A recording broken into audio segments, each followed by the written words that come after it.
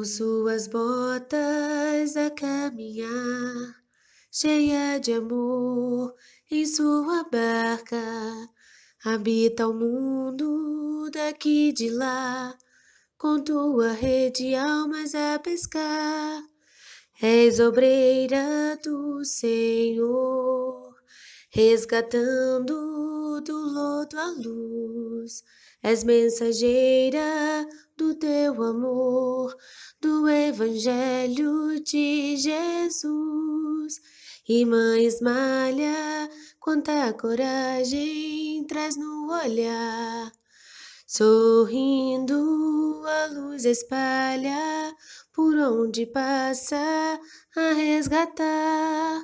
Irmã Ismalha, pescadora do meu Senhor, percorre estradas nas mesmas pegadas que o meu mestre deixou. Irmã Ismalha, tua alegria transforma a dor.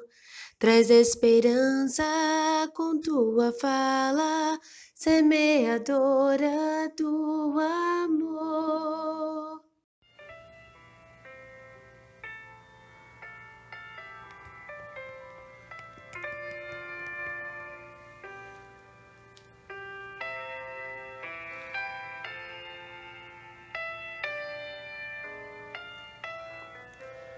Pai bondoso e amoroso, Senhor Jeová, nesse instante, aqui reunido, Senhor, só se torna possível porque assim o Senhor permitiu.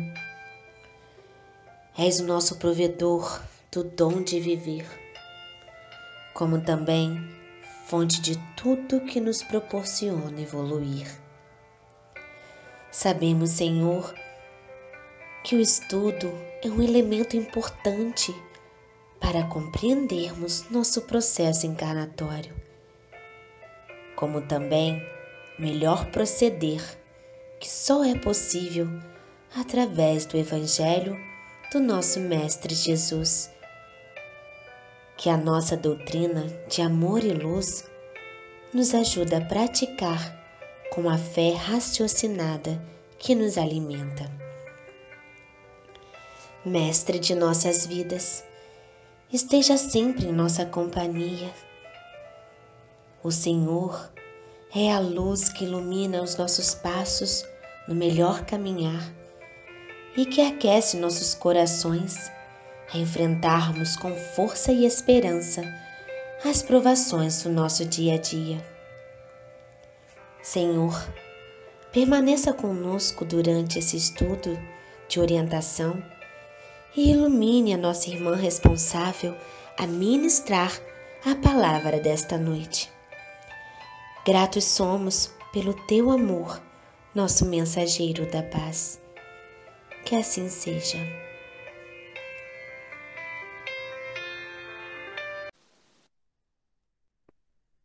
Boa noite, irmãos. A leitura bíblica da noite de hoje está em Marcos, capítulo 10, versículo 42 ao 45. Mas Jesus, chamando todos para junto de si, disse: Vocês sabem que os que são considerados governadores dos povos os dominam e que os seus maiorais exercem autoridade sobre eles. Mas entre vocês não é assim. Pelo contrário, quem quiser tornar-se grande entre vocês, que se coloque a serviço dos outros. E quem quiser ser o primeiro entre vocês, que seja servo de todos. Pois o próprio Filho do Homem não veio para ser servido, mas para servir e dar a sua vida em resgate por muitos. Que assim seja. Bom, agradecer a participação do nosso irmão José Martins, com a leitura do versículo. Como foi colocado, a importância de sempre estarmos trabalhando e servindo, trabalhando principalmente também nosso sentimento de humildade, em estar sempre servindo ao próximo, servindo ao outro, seja de maneira material, seja principalmente também com os nossos sentimentos. Muitas vezes nós falamos da prática da caridade, do servir ao outro, sempre com a matéria, e esquecemos que, na verdade, a maior prática da caridade é compreender a limitação do outro, assim como nós sempre esperamos que o outro compreenda a nossa limitação, né? Porque sempre esperamos isso do outro e não temos esse tipo de compreensão. Então, estejamos sempre abertos a servir. Que não seja sempre de forma material. O material, nós sabemos que é muito importante para a nossa vida, afinal de contas, nesse momento estamos aqui passando pela experiência da matéria, mas sabemos que o nosso crescimento aqui é e sempre será espiritual. Como foi colocado também pela nossa irmã Ana Laura na oração de abertura, a importância também de estarmos sempre estudando para mantermos a nossa fé robusta, sempre raciocinada, não nos deixando levar pelas intrigas e colocações maliciosas que muitas pessoas tendem a fazer, né, por duvidar do espiritismo, duvidar da nossa crença nos espíritos, na vida após a morte, não só na vida após a morte do espírito continuar vivo, né, da alma continuar viva, afinal de contas, muitas doutrinas dentro do cristianismo pregam isso, entretanto, nenhuma prega de maneira tão vasta e tão profunda quanto o espiritismo. Então, que estejamos sempre no estudo, em contato principalmente com o Pentateuco, para que possamos sempre estar fortalecidos com a fé raciocinada, com a fé justificada, sabermos esclarecer. Sabemos que também há muitos pormenores dentro da doutrina, porque a nossa doutrina é, sim, uma ciência. A nossa fé é pautada numa ciência. E que estejamos sempre disponíveis ao estudo, reservando um tempo para o estudo, porque é muito importante, né, para permanecermos, ou melhor, criarmos e ratificarmos, estarmos sempre fortalecendo a nossa fé, para que um dia ela possa ser robusta, assim como é a do nosso mentor, né? Nós vamos dar continuidade ao estudo da semana passada, que foi feito pela nossa irmã Ana Clara. Como no final do estudo houveram muitas perguntas, né? E, por favor, irmãos, fiquem à vontade para colocar aqui os questionamentos de vocês. Se porventura, posteriormente também, vocês tiverem algum questionamento, nosso grupo que nós usamos no WhatsApp está aberto a isso também, podem ser colocados lá. Se porventura houver algum questionamento que eu não saiba responder aqui de pronto, eu vou procurar para poder respondê-los com o maior esclarecimento possível, o maior detalhe possível. Enfim, usem aqui o nosso chat para colocar as perguntas, para contribuir também com o nosso estudo. Eu vou só voltar uma pergunta, porque a Ana Clara fez bastante esclarecimentos na semana passada, até avançou bastante nos esclarecimentos sem ter continuado na leitura das perguntas. Então, eu vou só retomar a partir da questão 89. Nós estamos no livro 2, do capítulo 1, no item Fórmula e Ubiquidade dos Espíritos. Eu vou retomar a questão 89. Os espíritos gastam algum tempo para percorrer o espaço? Sim, mas com a rapidez do pensamento. O que nós podemos observar ao longo do estudo, que nós estamos fazendo aqui mais pausadamente acerca dos espíritos, é que nesse quesito muitas coisas são relativas, principalmente relativo à evolução espiritual. A questão do transporte também é assim. Até a nossa irmã Ana Clara colocou isso na semana passada. Que o transporte do espírito se dá, a velocidade se dá de acordo com a sua evolução. No 89, Allan Kardec pergunta aos espíritos: o pensamento não é a própria alma que se transporta? Quando o pensamento está em alguma parte, a alma também aí está, pois é a alma quem pensa. O pensamento é um atributo. Perdão, irmãos, é porque estou liberando a entrada de outras pessoas na reunião. Então, o que nós temos que ter em mente é que o espírito, ele é um princípio inteligente. Ele é que obtém o pensamento, né? Então, o fato dele pensar em algo, né? Ele que tem a atribuição de pensar. Então, toda vez que o espírito quer se transportar, ele pensa no local onde ele quer ir, ou junto da pessoa de que ele quer estar, e aí sim ele vai até ela, né? Nós temos que ter consciência disso. Até no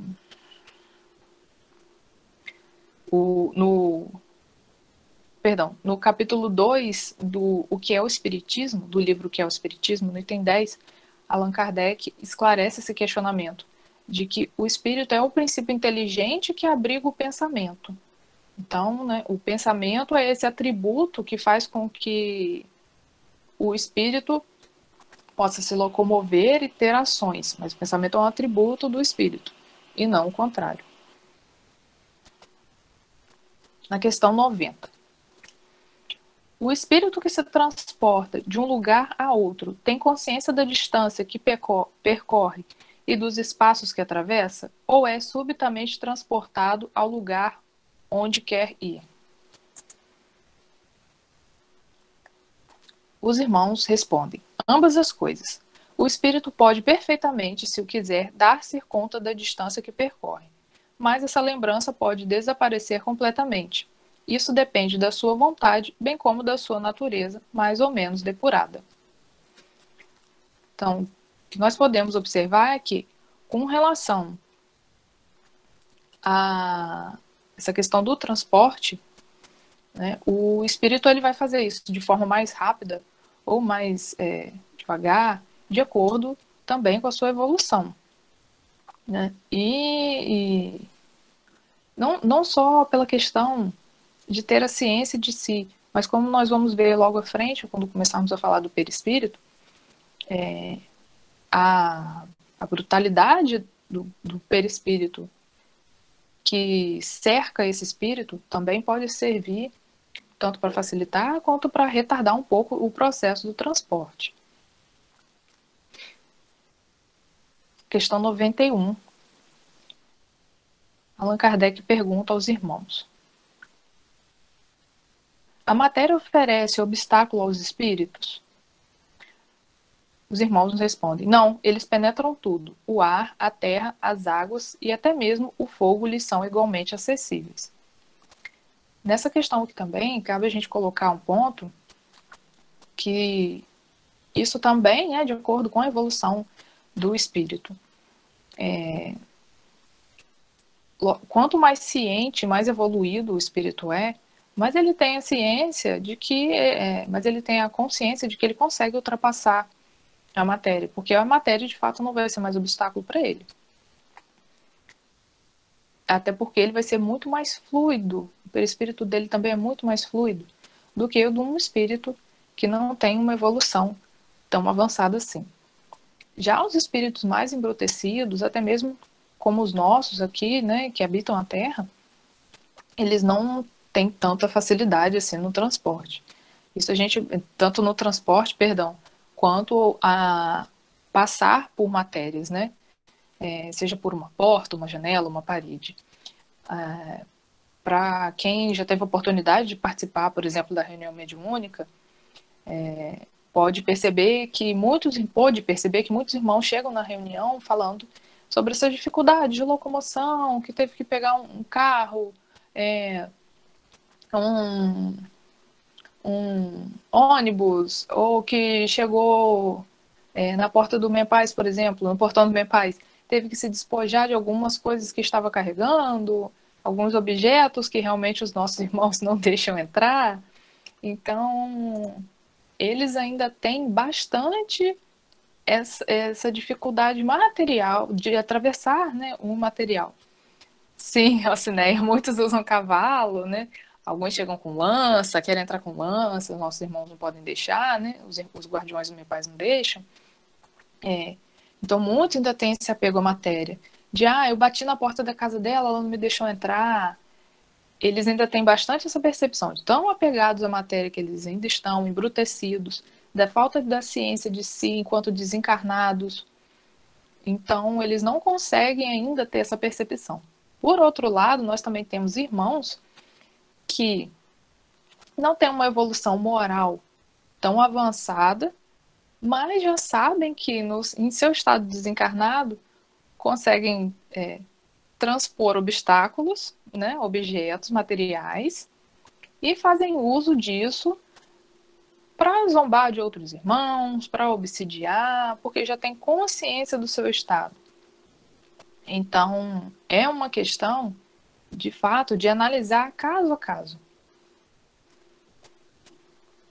Mas, logicamente, para os irmãos que são moralmente muito mais evoluídos do que nós, essa questão de obstáculo material nem é citada, né? Para eles isso não existe. Eles conseguem transpor qualquer matéria. Deixa eu só ver se eu coloquei alguma anotação aqui. Não. Na questão 92, Kardec pergunta aos irmãos: os espíritos têm o dom da ubiquidade, ou seja, de se dividir e estar em mais de um lugar ao mesmo tempo? Em outras palavras, o mesmo espírito pode dividir-se ou existir em vários pontos ao mesmo tempo? Não pode haver divisão de um mesmo espírito, mas cada um é um centro que irradia para diferentes lados. E é por isso que parecem estar em muitos lugares ao mesmo tempo. Vês o Sol? É somente um. No entanto, irradia-se em todas as direções e leva muito longe os seus raios. Contudo, não se divide. Quando eu estudei essas questões aqui, essas duas últimas questões desse item, que fala especificamente sobre a forma e ubiquidade dos espíritos, quando os espíritos usam esse exemplo do Sol, eu lembrei muito do nosso amado mentor, que fala sempre que consegue estar com todos a todo momento, nos assiste a todo momento, vê tudo que fazemos, né? Nos acompanha a todo momento. Então, como pode um espírito só acompanhar a tantas pessoas, né? E nós estamos falando aqui do nosso pequeno universo mentais, né? Pequeno universo que eu digo, irmãos, não reduzindo o nosso grupo só à matéria, claro. Mas por sabermos que ele também é mentor e acompanha N outros projetos da espiritualidade do nosso Mestre Jesus, né? E acompanha também inúmeros irmãos, inúmeros espíritos. Ele não é só o nosso mentor, ele é mentor de muitos outros irmãos, e ainda assim ele consegue acompanhar todos esses. E esse exemplo que os irmãos utilizaram do Sol é exatamente isso, né? O nosso mentor, por exemplo, ele é um só espírito, mas assim como o Sol, ele consegue irradiar, né, e estar ciente e acompanhar a todos sempre, como acontece, né, com a nossa estrela Sol sobre o nosso planeta. Quando o Sol toca o nosso país, por exemplo, a nossa Terra, ele continua sendo o Sol, um Sol, mas que irradia toda a sua luminosidade pelo nosso país. Na questão 92A, todos os espíritos irradiam com a mesma força? Longe disso, essa força depende do grau de pureza de cada um. Assim como eu coloquei inicialmente aqui, né? Esse tipo de força, ela é espargida de acordo com a evolução de cada espírito. Quando o espírito é muito mais evoluído, né, a cada nível evolutivo que ele sobe, maior será essa irradiação dele. E aqui nós temos uma nota. Cada espírito é uma unidade indivisível, mas cada um pode expandir seu pensamento em diversas direções, sem por isso se dividir. Apenas nesse sentido é que se deve entender o dom da ubiquidade, atributo aos espíritos, tal como uma centelha que projeta longe a sua claridade e pode ser percebido de todos os pontos do horizonte. Tal ainda um homem que, sem mudar de lugar e sem se fracionar, pode transmitir ordens, sinais e movimento a diferentes pontos.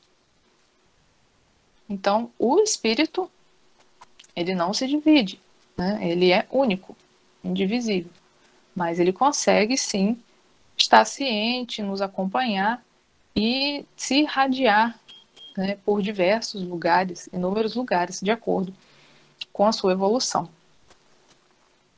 Nós vamos entrar agora no tópico do perispírito. Esse tópico, por mais que sejam questões, são poucas questões acerca do perispírito aqui, no Livro dos Espíritos, mas o que nós podemos perceber é que o perispírito é um assunto que vai ser tratado ao longo, não só do Livro dos Espíritos, assim como nós vamos ver muito nos estudos do Livro dos Médiuns, para os irmãos que estiverem estudando a Gênese, também podem ver muito. Irmãos que estudam acerca de alguns tipos de doença. O perispírito é a matéria fluídica que envolve o nosso espírito, né?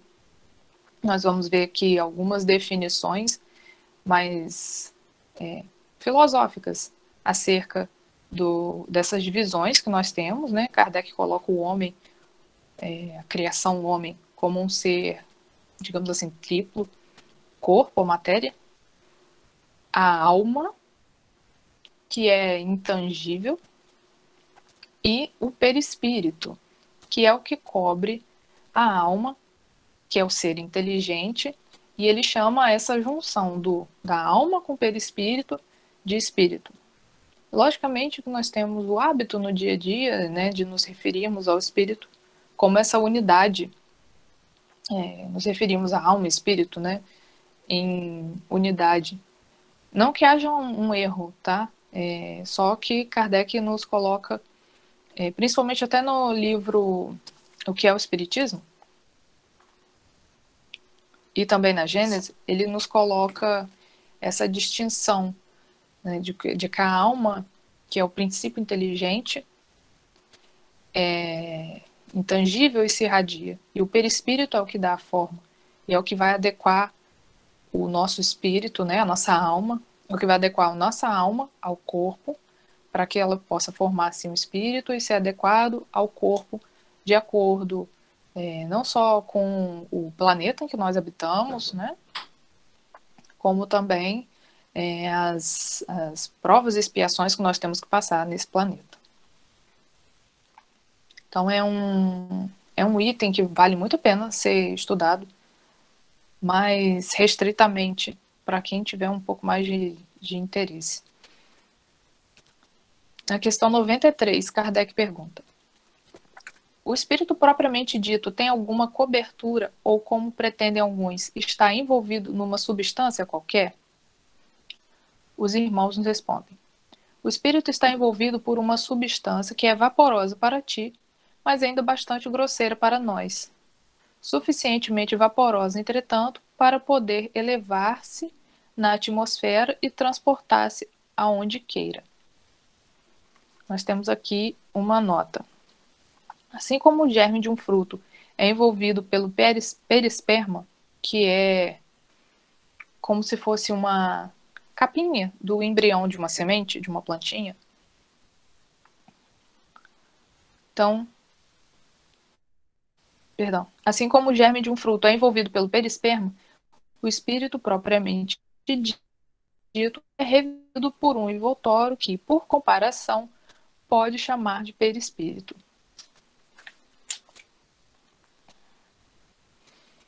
Só um minuto, mas eu tinha separado, acho que algum item aqui da Gênese para fazer a leitura aqui pra gente.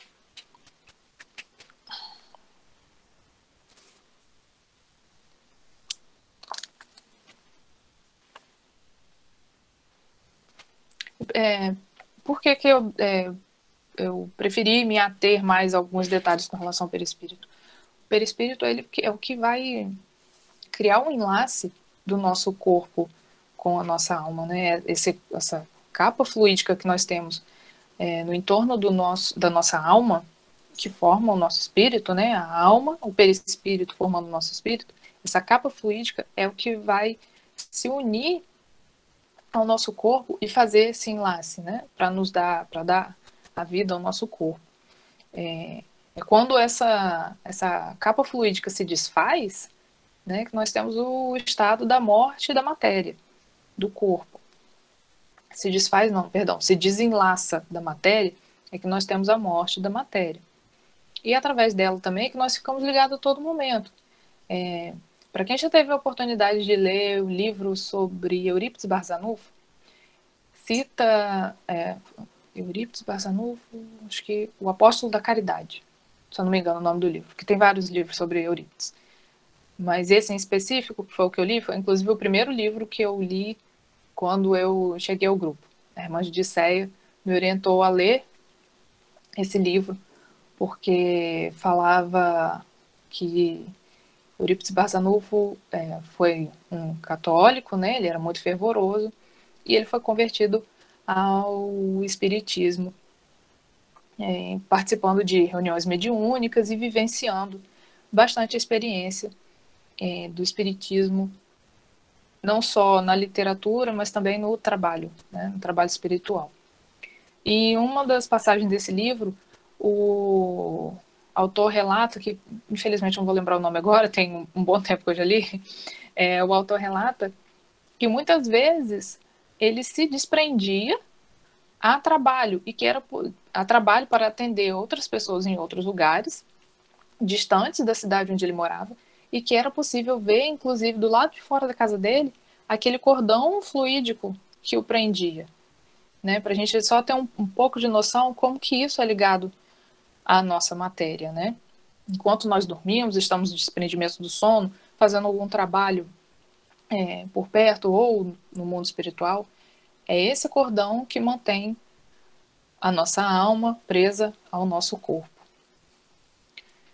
Só para fazer mais um pequeno esclarecimento aqui, na questão 93, eu vou ler no capítulo 11 da Gênesis, no item 11, do título União do Princípio Espiritual à Matéria. Kardec nos faz o seguinte esclarecimento. Para ser mais exato, é preciso dizer que é o próprio espírito que modela o seu envoltório e o apropria às suas novas necessidades, aperfeiçoa-o e lhe desenvolve e completa o organismo, à medida que experimenta a necessidade de manifestar novas faculdades. Numa palavra, talhe-o de acordo com a sua inteligência. Deus fornece ao espírito os materiais, cabe a ele empregá-los. É assim que as raças adiantadas têm um organismo, ou se quiserem, um aparelhamento cerebral mais aperfeiçoado do que as raças primitivas. Então, o perispírito ele vai ser formado de acordo com a nossa necessidade, de acordo com o mundo em que nós vamos habitar. Aqui na Terra, por exemplo, nosso perispírito ele tende a ser muito mais pesado do que, até Kardec faz essa comparação, do que em Júpiter, por exemplo, que é um planeta muito mais avançado do que o nosso. Que, logicamente, os irmãos que lá estão são de uma matéria muito mais fluídica. Então, o perispírito também tem que acompanhar isso. E também acompanhar as necessidades que aquele corpo vai precisar passar durante o processo de encarnação aqui na Terra. Eu tinha anotado alguma outra ponderação aqui?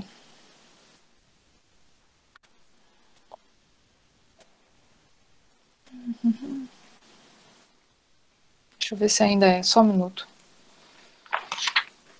Só conferir se ainda é no mesmo livro. Inserte os fluidos.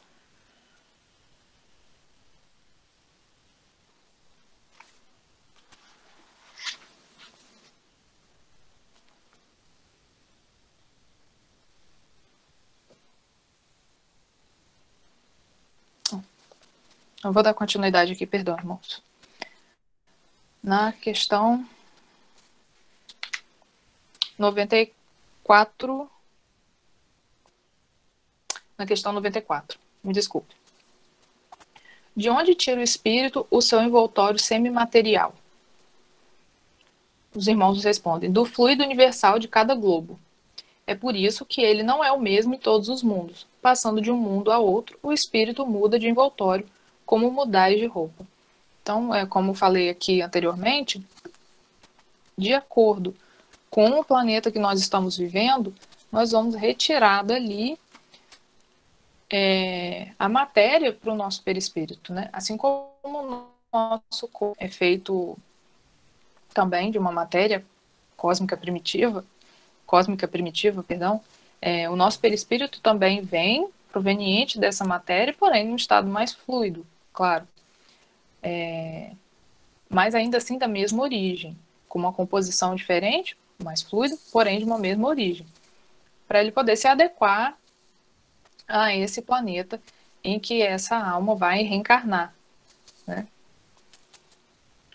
Até aqui no capítulo 14 da Gênese, Kardec nos esclarece da seguinte forma: no perispírito, a transformação molecular se opera diferentemente, porquanto o fluido conserva sua imponderabilidade e as suas qualidades etéreas. O corpo perispíritico e o corpo carnal têm, pois, origem no mesmo elemento primitivo. Ambos são matéria, ainda que em dois estados diferentes. Como eu disse, né, o nosso perispírito está num estado bem mais fluido do que a nossa matéria corporal. No item 8, ele continua: do meio onde se encontra é que o espírito extrai o seu perispírito, isto é, esse envoltório. Ele o forma dos fluidos ambientes. Resulta daí que os elementos constitutivos do perispírito naturalmente variam conforme os mundos. Uma coisa também que eu achei bem interessante que ele coloca ainda aqui nesse capítulo da Gênesis, é esclarecendo que quando, por exemplo, alguns irmãos mais evoluídos vêm, por exemplo, em missão à Terra, eles também têm que utilizar desse fluido que envolve o nosso planeta, o nosso cosmos, para poder reorganizar, né, reestruturar o perispírito dele para essa reencarnação, ainda que em missão, mas ele precisa adequar o perispírito dele ao corpo que ele irá receber, que é muito mais bruto, né? Então imagine só um espírito que não reencarna mais porque já alcançou a sua evolução, já é um espírito de escola, não há mais por que ficar reencarnando, principalmente num planeta como o nosso, e ele vem em missão, como aconteceu com o nosso Mestre Jesus. Então tem que haver toda uma preparação do perispírito, né? Ele tem que reorganizar o perispírito desse espírito altamente elevado de acordo com o planeta que ele vai habitar, para que ele possa sim adentrar o orbe, que ele possa estar de acordo com aquele corpo que ele vai tomar, né? No livro de Miramês, Maria de Nazaré, o livro fala sobre a preparação do planeta Terra para receber a nossa Mãe Maria e o nosso Mestre Jesus, para o nascimento, né, do nosso Messias. E a preparação que teve que ser feita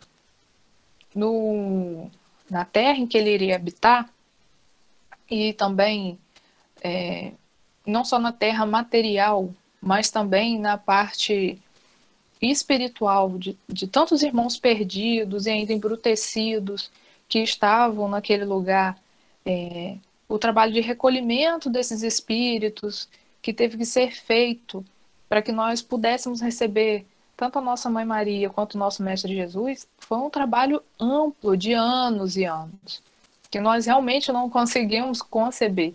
Então tudo isso foi feito não só para auxiliar a missão dele, mas também para que ele conseguisse estar entre nós, porque nós estamos ainda num meio tão brutalizado e tão material, tão grosseiro, que precisou se fazer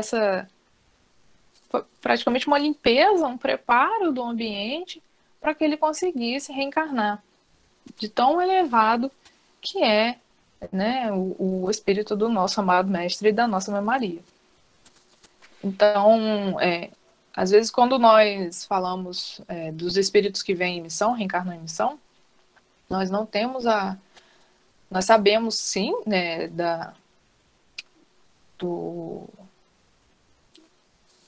não queria usar exatamente essa palavra, mas também né, do sacrifício que esse espírito está fazendo por nós, né? Sabemos do sacrifício tão dolorido que é para ele estar reencarnando novamente, né? Imagina só, né? Se para nós que não somos ainda nem perto desse tipo de elevação, já temos resistência no processo de reencarne, porque sabemos que vamos perder a nossa liberdade, imagine para espíritos que têm uma elevação tão alta, né? E nós não temos, além de não termos a noção de tamanho sacrifício, tamanha dor que eles estão sofrendo, e fazendo isso com muito amor, nós também não temos a noção de todo o processo que tem que ser feito por estarmos ainda num ambiente tão materializado, para que ele consiga descer e reencarnar. Então, o nosso perispírito, né, ele tem que ser adequado, ele tem que ser retirado da matéria, né, do princípio, daquele meio no qual o espírito vai reencarnar, para que ele possa estar adequado ao meio.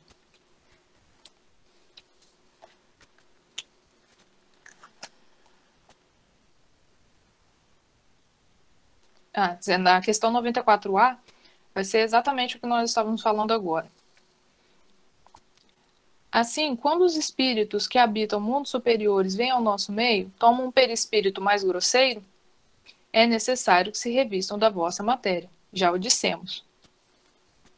Não só no processo de reencarne, como também no livro...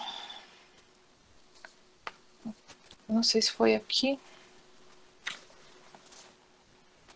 Acho que é no livro no livro que é o Espiritismo. Perdão. No livro que é o Espiritismo, Kardec nos coloca que até mesmo os fenômenos tidos como paranormais, né, os fenômenos espirituais, que são fenômenos naturais, até para isso os espíritos precisam utilizar do perispírito.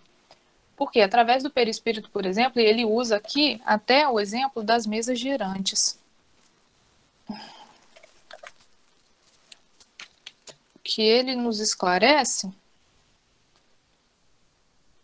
que o fenômeno das mesas girantes os irmãos utilizam do perispírito para conseguir mover algum material, para conseguir emitir som, fazer barulho, até mesmo comunicação espiritual.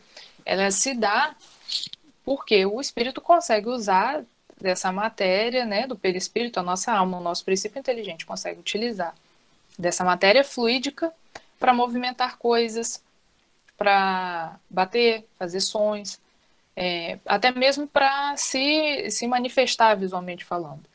Até mesmo quando um espírito vai aparecer para um médium, ou em algum caso excepcional, de que a pessoa não tem uma mediunidade tão ostensiva, mas que porventura seja necessário que ela visualize algum espírito, e isso acontece, até mesmo nesses casos é necessário fazer uma reorganização das moléculas do perispírito para que as pessoas consigam enxergar esse espírito. E ele até faz uma analogia, uma comparação com o que nós vemos de vapor, por exemplo. Quando nós fervemos a água e nós vemos o vapor subir, nós sabemos que aquilo dali é totalmente etéreo, né? Fluido. Mas ainda assim, há ali uma movimentação das moléculas d'água subindo. Então ele coloca exatamente esse mesmo tipo de comparação, que tem que haver uma reorganização no perispírito para que ele se torne visível ao médium, ou a essa pessoa que possivelmente seja necessário estar em contato e visualizar esse espírito. Deixa eu só ver, eu tinha marcado aqui.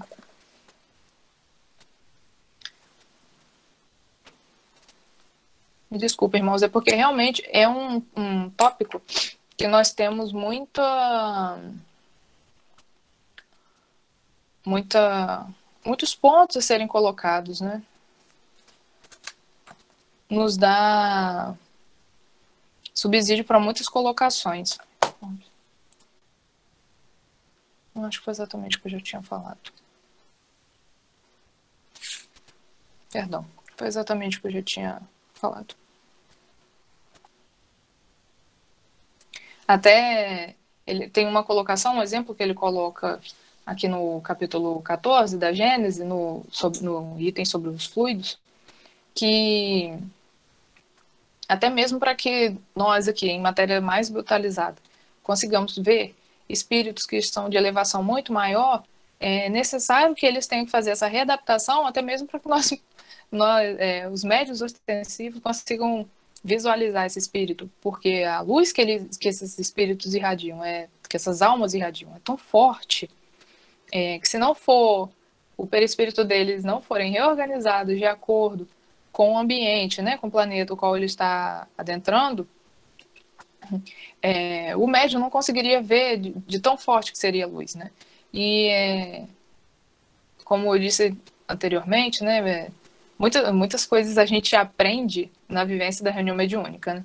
Reunião mediúnica, muitos irmãos que chegam lá em processo de sofrimento e que fazem uma oração fervorosa, se entregam verdadeiramente, é possível ver muitos irmãos sendo resgatados, por exemplo, pela nossa Mãe Maria, né? Ou até mesmo pelo nosso Mestre Jesus, ali naquele momento, eles vivenciam, né, aquilo e aquele processo de resgate, e nesse processo eles sempre relatam, eu vejo uma luz muito forte. Então, esse espírito, ele é tão elevado que nós ainda nesse processo embrutecido não conseguimos nem enxergar a forma de tão etéreo que é o perispírito dele, de tão etéreo que é aquele espírito. Então, o que nós vemos é uma grande luz, assim como vemos o sol, né, se irradiando, o que nós vemos é uma grande luz se dissipando.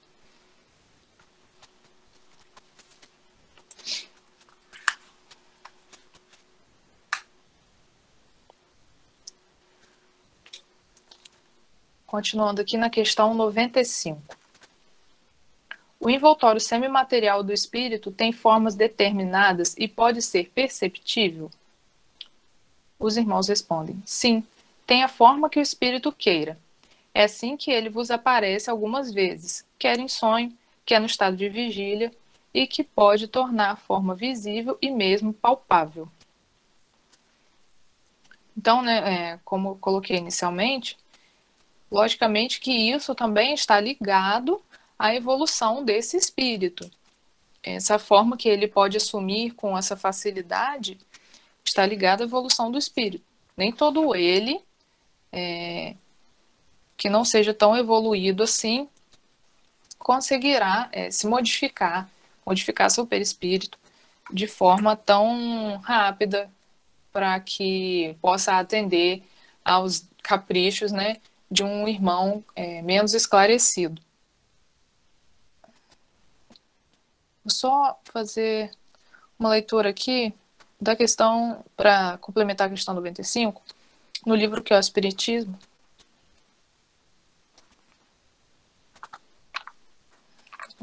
Página 120.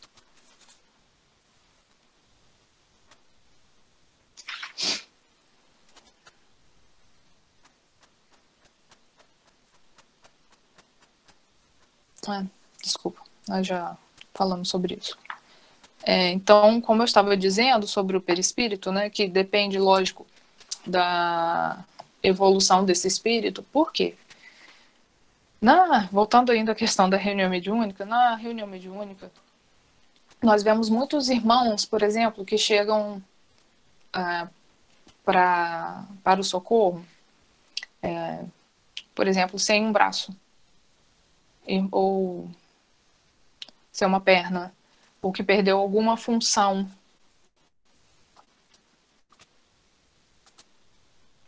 Ou que perdeu algum membro ou alguma função, né? Seja visão, audição. Esses espíritos, né, ainda embrutecidos, assim como nós, eles estão com o perispírito ferido, digamos assim, né? E eles não têm ainda essa noção de como funciona esse processo de reorganização do perispírito, né, dessa matéria fluídica. Nós vemos que é necessário fazer um trabalho, e aí eles ainda são tão embrutecidos que, por mais que eles recebam o socorro dos irmãos espirituais que estão lá, aquela equipe maravilhosa de irmãos disponíveis, socorristas, ajudando, socorrendo, ainda assim, para eles, aquilo dali não é suficiente. Então, é necessário, muitas vezes, por exemplo, que a doutrinadora vá até esse irmão ali, utilizando ainda o corpo de um médium, né, para poder se sentir numa matéria e reclamar sobre aquela situação de dor, de falta de um membro, enfim.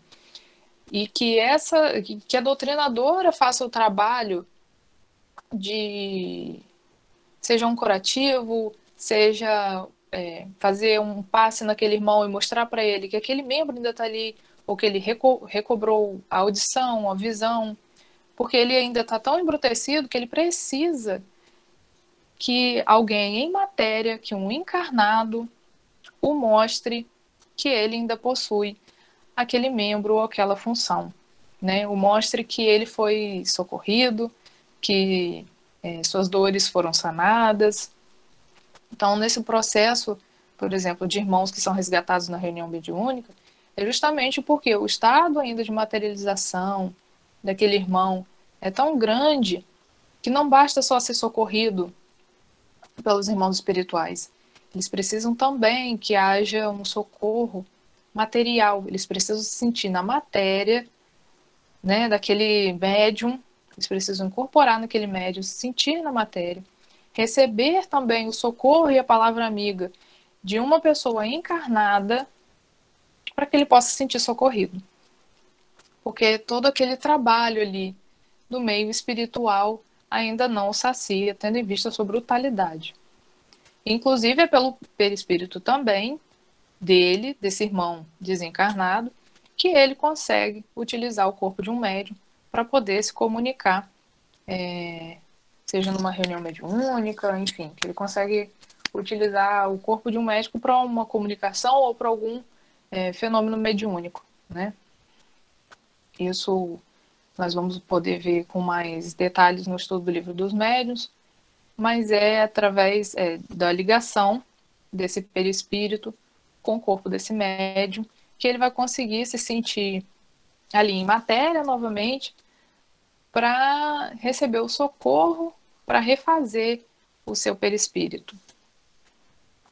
Quando nós falamos dos cuidados que temos que ter com o nosso corpo, e que isso nós podemos carregar por um tempo, é justamente por isso que o nosso espírito, né, às vezes nós falamos assim, nosso espírito carrega essa, digamos assim, essa chaga, né, que nós imputamos ao nosso corpo. É porque o nosso espírito fica ali com aquilo, o nosso perispírito fica gravado com aquela informação do que nós fizemos, né, do que foi imprimido ao nosso corpo. Então, por isso que às vezes quando nós sofremos alguma mutilação, algum processo desse gênero, é necessário esse trabalho para podermos restabelecer o nosso perispírito. Então, é por isso que é importante o nosso cuidado, o carinho, o amor que nós temos que ter com o nosso corpo material. Não de exaltação da imagem, nem nada disso, mas do cuidado que nós temos que ter com essa matéria que nos foi dada com muito amor, para que nós possamos aqui nos melhorar, né? Então, evitarmos infringir situações que possam nos machucar, não só fisicamente, mas porque nós podemos carregar também essas marcas posteriormente, né? Como ainda não somos espíritos evoluídos, né? Teremos essa dificuldade de nos desfazer. Outro ponto que nós podemos colocar também com relação a isso por favor, gente, até a nossa irmã Ana Clara colocou aqui, se alguém tiver alguma pergunta, quiser fazer alguma colocação, fique à vontade. Eu sei que não é um assunto muito comum nem muito rápido, e que eu possa estar fazendo pontuações demais, mas espero que esteja ficando bem claro. Outra coisa que nós podemos colocar acerca do perispírito é o nosso processo de desencarne, que foi até uma outra coisa que foi colocada pela nossa irmã Ana Clara na semana passada, alguma pergunta que foi feita para ela, que eu não me recordo agora exatamente qual foi. Se eu não me engano, foi porque nós temos aquele prazo de 7 dias para colocar o nome dos desencarnados no caderno, né? No livro dos Espíritos, o Allan Kardec também coloca para a gente, com o auxílio dos irmãos, né? O quão lento esse processo de desenlace do perispírito para o nosso corpo material pode ser. Quando nós, por exemplo, estamos sofrendo de alguma doença e que essa doença vai causar Sim, Inês. E que essa doença vai causar o nosso desenlace. Então, quando nós já entramos naquele estágio terminal, começa aí a preparação do desenlace do nosso perispírito e da matéria, né? Entre o perispírito e a matéria. E quando nós... Então, esse processo é muito mais lento e, logicamente, se aquele irmão for um irmão mais aberto à espiritualidade, é que eu não estou colocando só o fato dele ser espírita ou não, né? Quantas pessoas de fé, quantas pessoas fervorosas nós conhecemos de outras religiões, né? Que creem no nosso Mestre Jesus, que creem numa vida após a morte, às vezes não com a mesma concepção que a nossa, mas ainda assim creem nisso, que são pessoas caridosas, que praticaram o amor aqui. Então, essas pessoas, elas são muito mais abertas ao socorro. Exatamente, a aceitação. O processo de aceitação desse espírito, esse desenlace vai ocorrendo, e aí, quando de fato for consumido, né, esse espírito não vai ter um processo de sofrimento tão grande. Agora, para um espírito que é resistente, ou que é muito apegado à matéria, resistente ao processo de desencarne, porque quer ficar aqui e não aceita, ou quando nós sofremos de alguma doença somos muito resistentes, estamos sempre nos lamuriando, reclamando que injustiça de Deus, ou temos um apego, né, material. Isso vai tornar o desenlace muito mais difícil, muito mais complicado. Às vezes, mesmo após o desencarne do corpo, aquele espírito segue ao lado do corpo, quando não tem a consciência de que o desencarne já ocorreu, segue ao lado do corpo. Muitos têm consciência do desencarne, se revoltam porque não estão mais em vida corporal, né, na verdade, porque em vida permanece, e muitos ficam desesperados ao lado do corpo, porque conseguem ver o corpo no caixão, veem o corpo se decompondo. Então, esse processo é muito mais complicado de desenlace desses espíritos. Ou quando é uma morte do corpo muito bruta, por suicídio, por exemplo, ou por um ato de violência súbito, né? Esse desenlace é muito mais demorado se não houver uma aceitação desse irmão, né? Então, até mesmo o desenlace do perispírito da matéria vai depender da evolução e da aceitação desse irmão no processo de desencarne.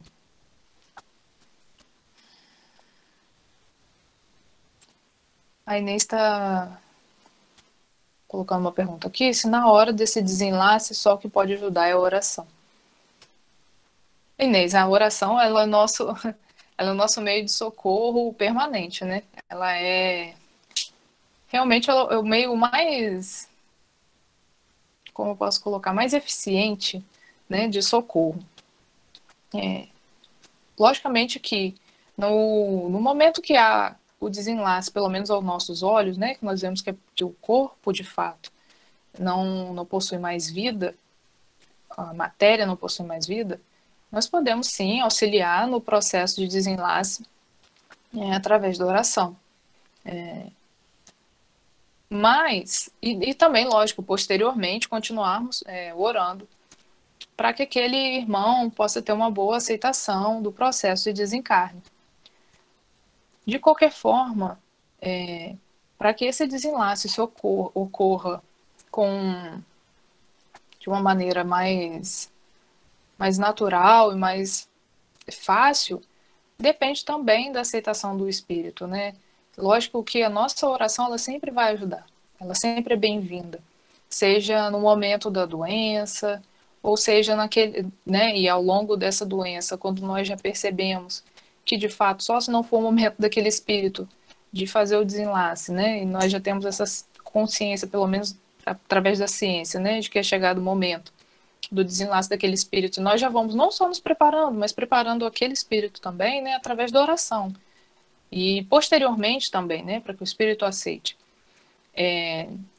Porque o desenlace, ele não é só ali, naquela hora, em que a matéria, que findou a vida na matéria, né, não é só no momento em que paramos de respirar. O desenlace, ele vem acontecendo quando ele já é programado.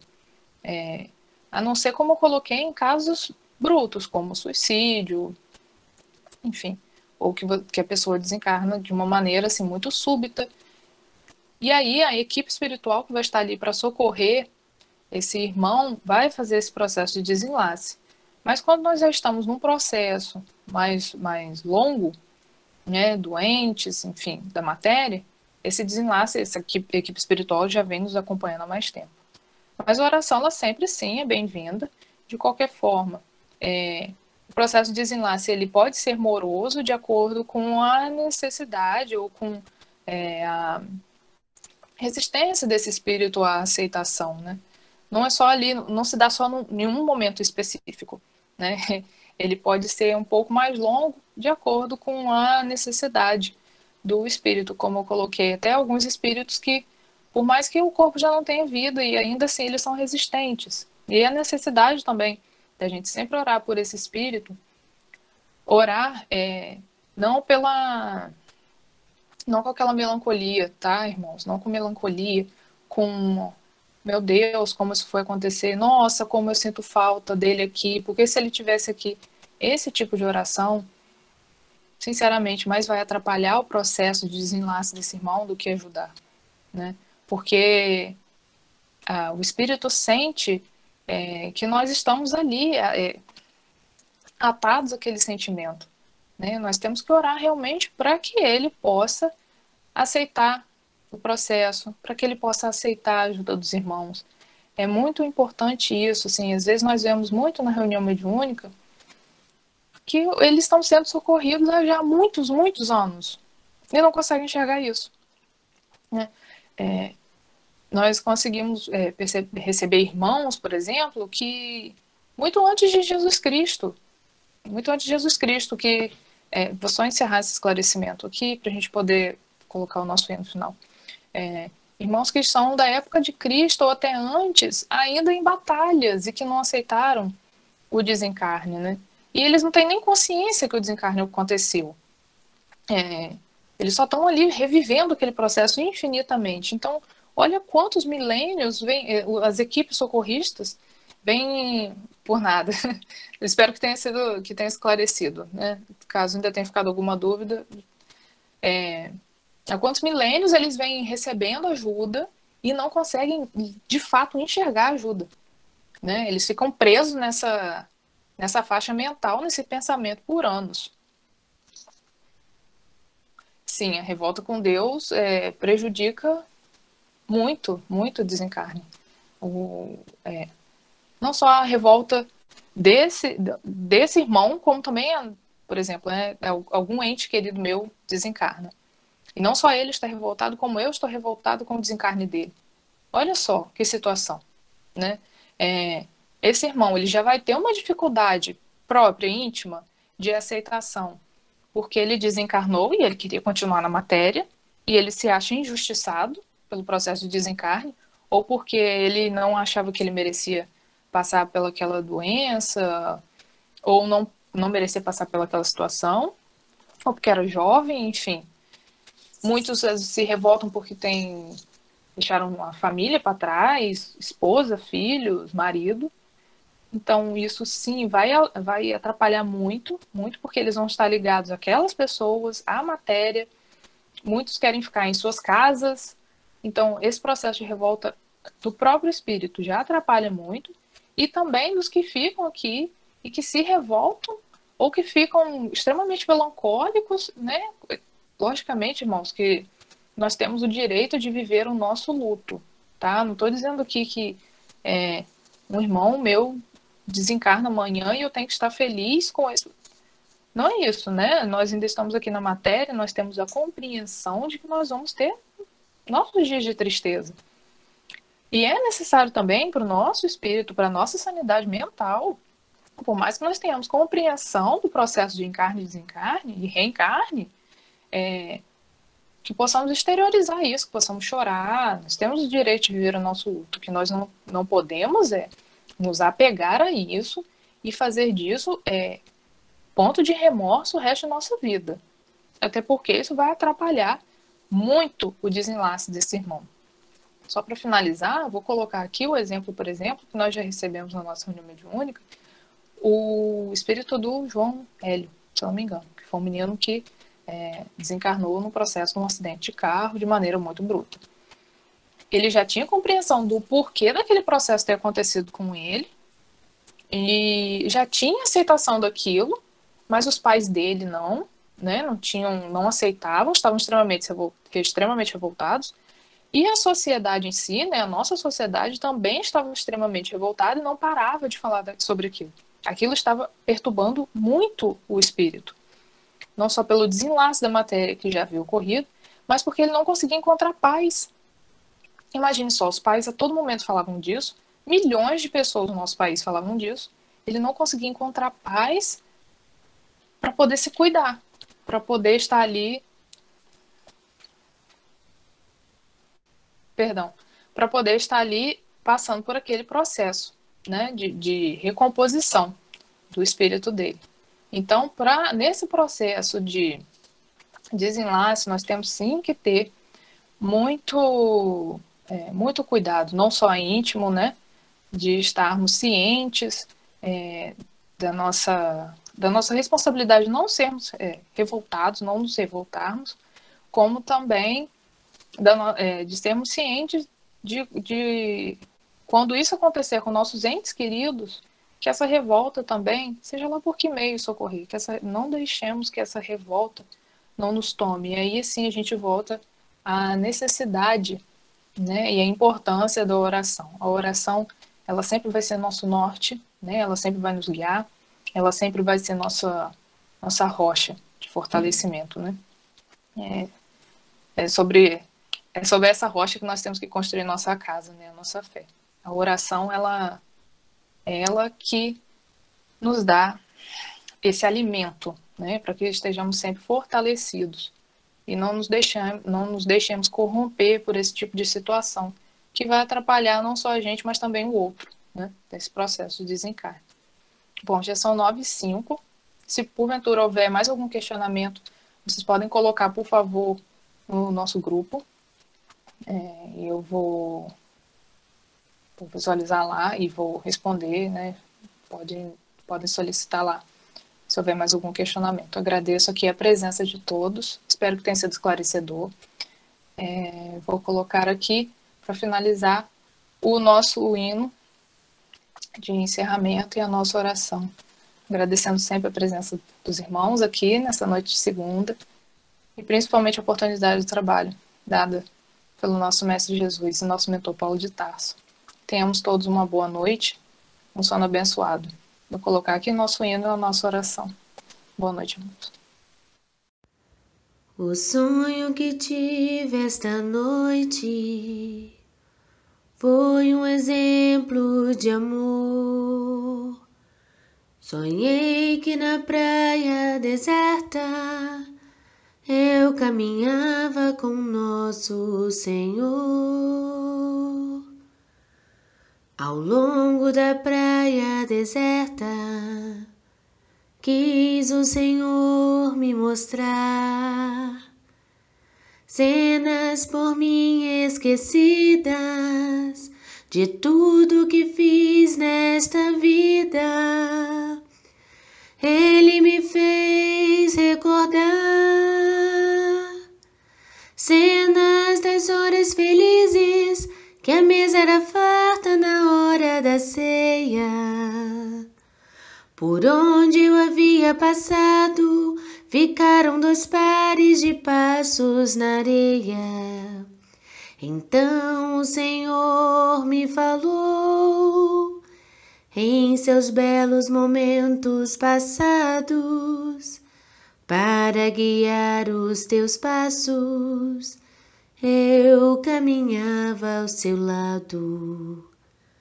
Porém, minha falta de fé tinha que aparecer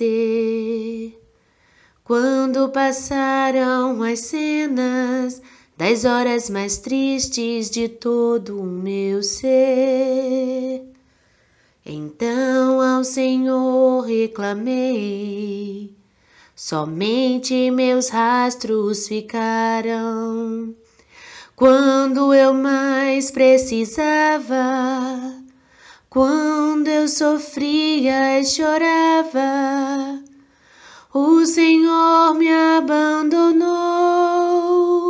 Naquele instante sagrado que Ele abraçou-me dizendo assim: usei a coroa de espinhos, morri numa cruz e duvidas de mim.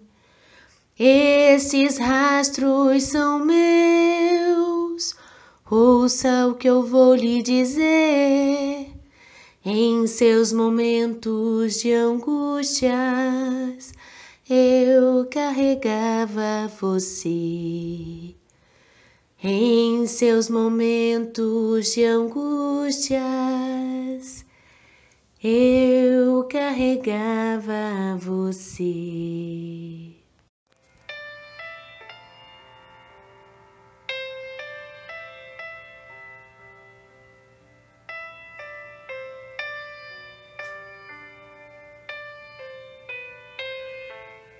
E assim, Mestre Divino, te agradecemos por mais esse estudo que tanto nos instruiu e nos faz despertar a cada dia.